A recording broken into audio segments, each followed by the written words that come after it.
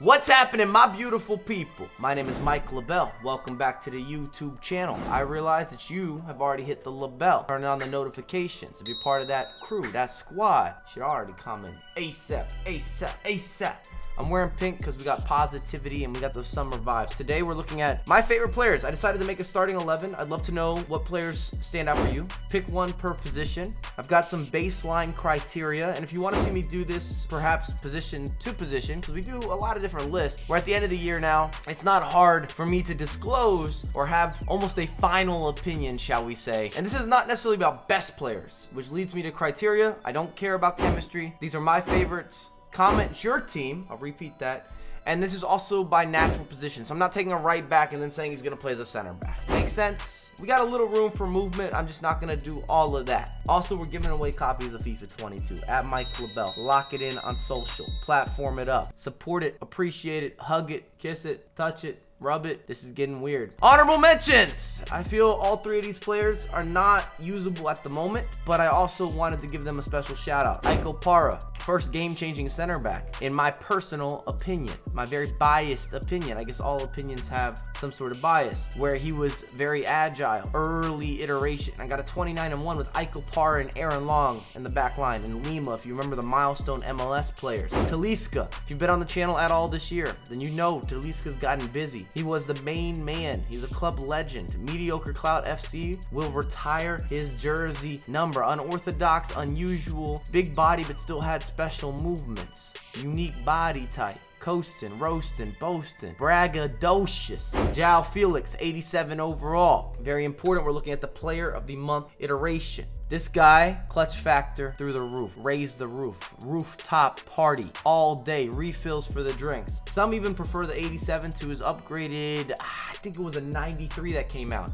And I saw opinions, social. João Felix didn't feel as if he was still sipping on that same juice. Fair enough. We're gonna go through each position. You've heard my disclaimers. Get in those comment sections. And I might do more around favoritism if you guys want more around favoritism. It's that simple. Goalkeeper. EDERSON might be a surprise. I love a lot of the icon goalkeepers. EDERSON's always been kind of special for me this year.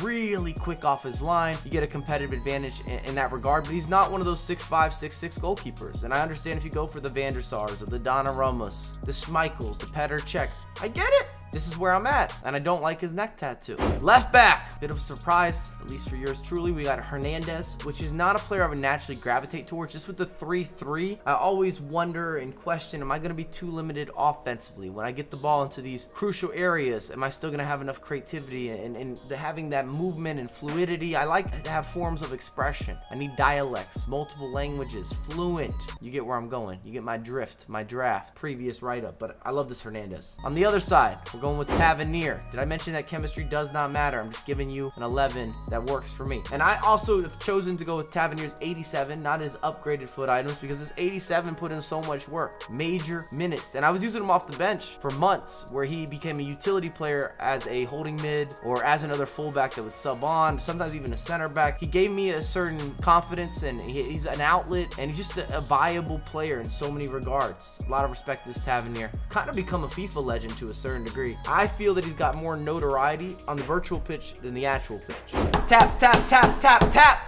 Soba. Not that many center backs you could name that are better than TAPSOBA. I don't care if you go into icons or other upgrades or promos. This guy's a lock up and lock in. And he was so affordable at the time. Pretty spectacular. And next to him, I've gone with KLOSTERMANN, or Kloster Thanos, as we like to rebrand. That also will give you chemistry if you want to match them up. It's not necessarily a strong link, but it is a link that you could pull together if you'd like to. And the Bundesliga this year in general, I think might have surpassed all leagues. If we're just talking FIFA, name a better league. Top to bottom, position to position. I think the Bundesliga's got it. We're looking midfield, we're looking defenders, attackers, upgrades, meta, new iterations, just players that impact matches. It's kind of a surprise because it would almost always be the Premier League, but the Premier League had underwhelming team of the season upgrades, and then some of the other players also didn't receive what was necessary on the back end, and it really allowed for Bundesliga, in FIFA even, to kind of have that progression. When you look at the guys like Mbabu, who's pretty freaking unbelievable, that man is broken. He's knocking over your Legos, your Lincoln Logs, all the above. Let's get to the wingers. SHAARAWY,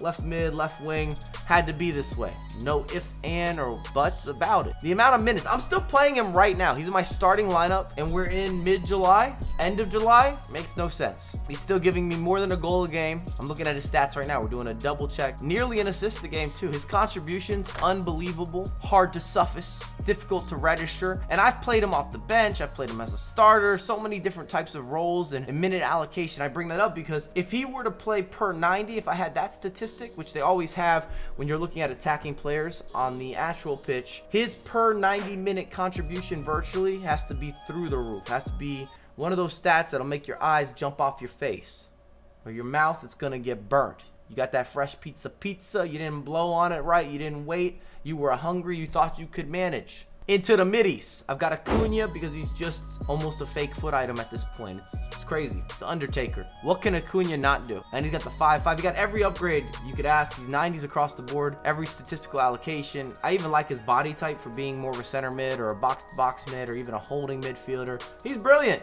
I don't have to stay here and spend a lot of time with you. Another player that kind of falls into this unique or unorthodox or unexpected category, and as the upgrades went on, he just got more dominant and more dominant. Super Mario, you know the man. Technically, I guess we're putting him as a center mid. He's a center attacking mid. I've often played him as a striker, even out on the wings.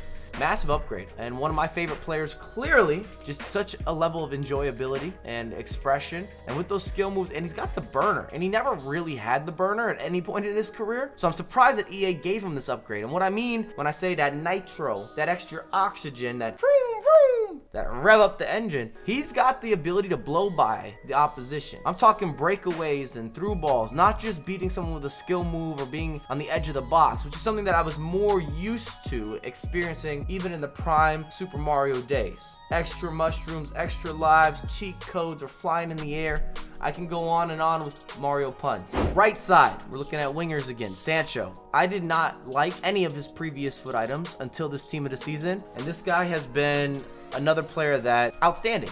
You can insert so many superlatives. Very similar to SHAARAWY, he gives me more than a goal a game, and often gives me more than an assist a game as well. The contribution measurables, stats are stats, they don't lie.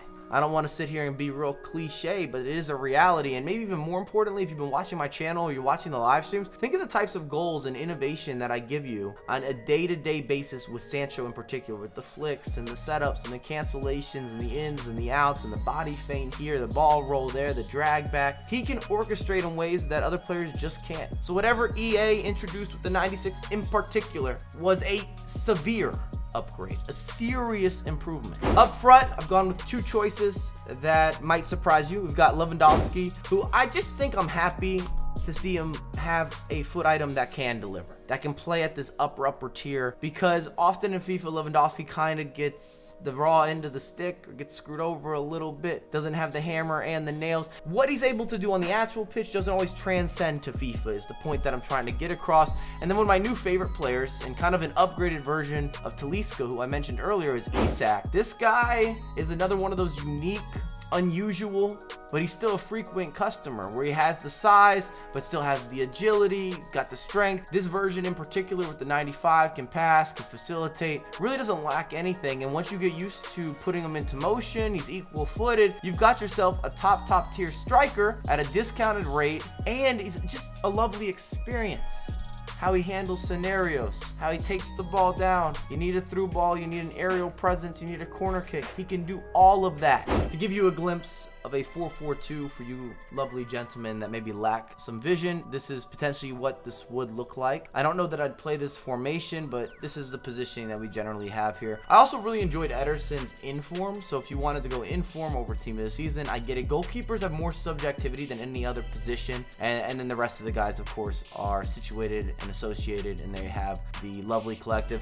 Most of these guys you've seen very active on my YouTube channel or on my Twitch, and some of the other ones have made short-term appearances. or we've discussed or we've really talked about in detail in other videos, but this is a great place to wrap it up. Let me know, who are your favorite players that you've used? Do you want me to do maybe more around this subject in terms of positions or going into leagues? Because there's so many players. Let's be very transparent. I could have gone just via strikers, or just via the Bundesliga, or just via the Premier League, or just via even nationalities and done some different ranking, because EA has introduced and reintroduced and brought out so many promos and different players and items this year, and that's kind of where we're at in terms of grinding the game. We're always trying out the next player, or the next key influencer. The fact that I had to leave out Robin hurts me. I just feel that Sancho deserved the placement, and it is what it is. But I have a lot more content coming out ASAP.